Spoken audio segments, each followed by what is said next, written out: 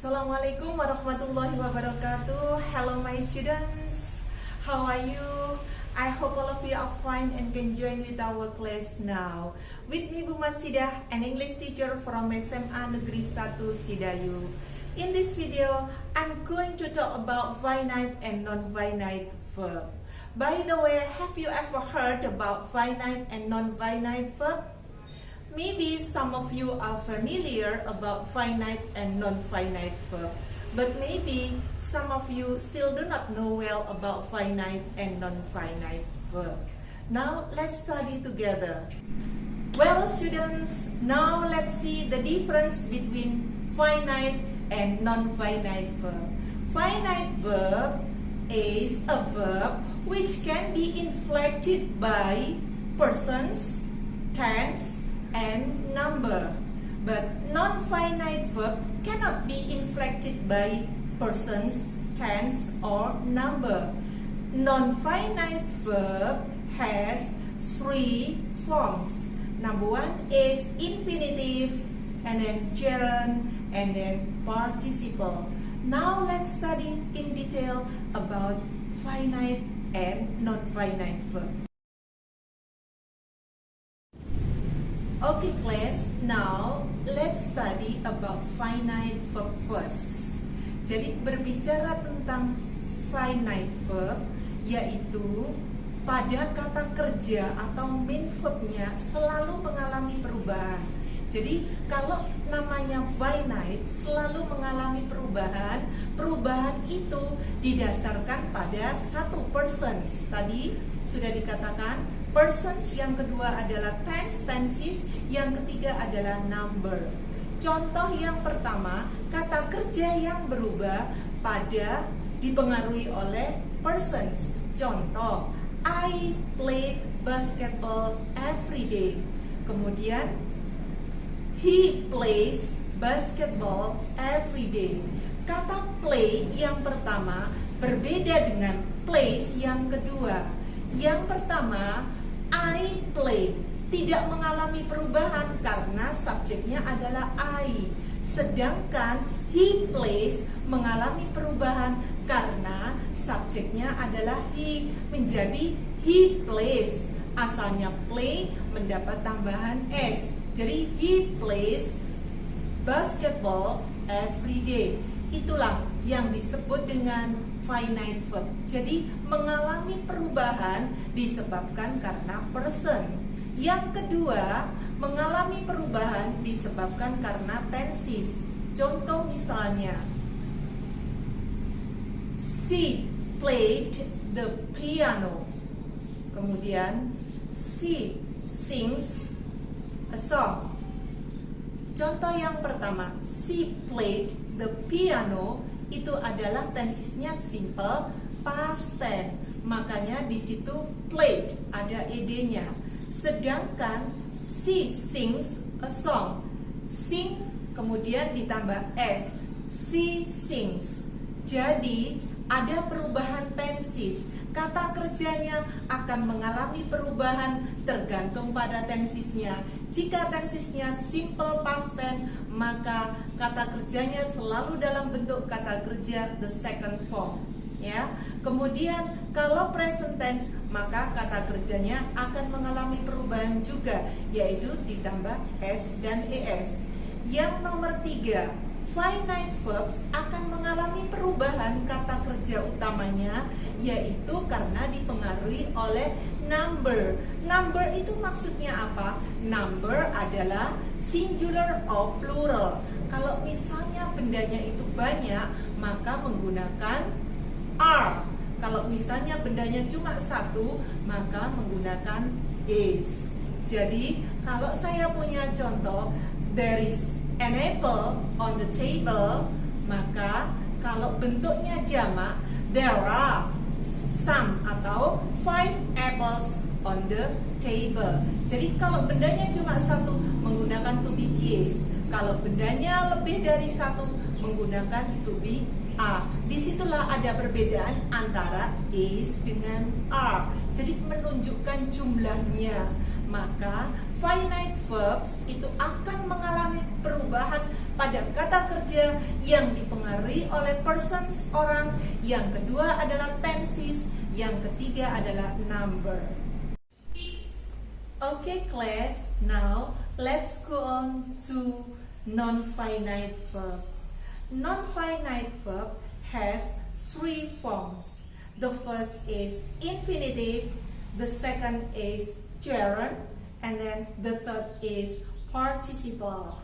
Kalau tadi berbicara tentang finite, ya, bentuknya, kata kerjanya selalu mengalami perubahan karena dipengaruhi oleh person, kemudian tenses, kemudian number. Tetapi yang non-finite tidak mengalami perubahan. Ya, yang pertama pada bentuk non-finite verb adalah infinitive, usually preceded by to. To yang diikuti dengan verb one. Contohnya adalah to send, to speak, to write, or maybe to swim. Nah, di situ adalah non-finite. And then the second is gerund. Gerund, what is gerund? Gerund is a verb that function is a noun. Jadi gerund adalah kata kerja yang berfungsi sebagai kata benda. Gerund selalu mendapat tambahan ing. Kata kerja yang mendapat tambahan ing disebut dengan gerund. Fungsinya sebagai kata benda. Ya, jadi contohnya adalah misalnya painting is my hobby. Painting di sini berasal dari kata paint diberi tambahan ing, painting. Nah, itu menunjukkan kata benda, menggambar, melukis, ya. Di situ berfungsi sebagai kata benda. Melukis adalah hobi saya. Nah, sekarang kita lanjutkan dengan yang ketiga. Bentuk non-finite verb yang ketiga adalah participle. Participle, there are two kinds of participle. The first is present participle and the second is past participle.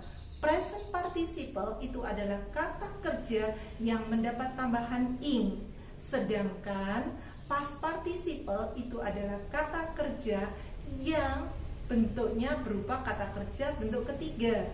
Jadi kalau present participle verbnya verb ing, kalau past participle yaitu kata kerjanya bentuk ketiga.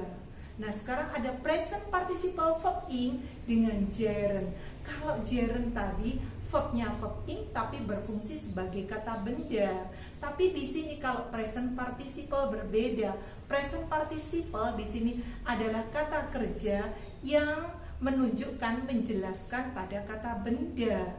Nah, sekarang untuk yang present participle dan past participle itu bedanya apa? Intinya adalah kalau present participle itu adalah do in action, ya. Sedangkan past participle adalah receive in action. Jadi menerima action, pekerjaan. Sedangkan yang present participle adalah do, ya, melakukan action, melakukan kegiatan. That is, ya, the difference between finite and non-finite verb. Okay, now let's continue about the function of non-finite verb. The function of non-finite verb is, the first is an adjective, and then the second is an adverb, and then the last is as a noun. Okay, now let's study in detail about the function of non-finite verb. Kita belajar tentang fungsi dari non-finite verb. Fungsi yang pertama adalah sebagai kata sifat. Sebagai kata sifat, contohnya adalah the sleeping cat is brown. Kita lihat pada kata kerja sleep. Kata kerja sleep diberi tambahan ing menjadi the sleeping. Kemudian diikuti dengan kata benda cat. Jadi menjelaskan cat. Cat yang apa? Cat yang tertidur. Jadi cat yang tertidur, kucing yang tertidur itu berwarna coklat. Nah, di situ dia berfungsi sebagai kata sifat karena menjelaskan cat, kata benda. Nah, sekarang yang kedua, berfungsi sebagai kata keterangan atau adverb. Nah, di sini kita lihat contohnya. I asked the students to finish homework. Tadi dikatakan, coba kita lihat ya. Di sini I asked the students to finish homework. Yang pertama adalah kata kerja ask, yang kedua adalah kata kerja to finish. Nah, di sini manakah yang disebut dengan non-finite verb? Yang disebut dengan non-finite verb adalah yang to finish. Tadi masih ingat dengan bentuk non-finite verb? Yang pertama adalah infinitive preceded by to, jadi to speak, ya, to write, to send. Di sini ada to finish. Itu disebut non-finite verb, menunjukkan kata keterangan. Untuk apa? I ask the student. Untuk apa? Untuk menyelesaikan PR-nya. Jadi berfungsi sebagai kata keterangan. Yang ketiga, yaitu non-finite verb berfungsi sebagai kata benda. Jadi kata kerjanya berfungsi sebagai kata benda. Contohnya misalnya di situ adalah running is a good habit. Running is a good habit. Kata kerja run mendapat tambahan ing. Tadi kata kerja yang diberi tambahan ing disebut dengan gerund. Running is a good habit. Running di situ mempunyai arti kata benda. Jadi dia berfungsi sebagai kata benda, bukan kata kerja lagi. Do you understand? Okay. Okay class, I think it is enough our lesson today. Don't forget to like and subscribe my channel. See you. Bye.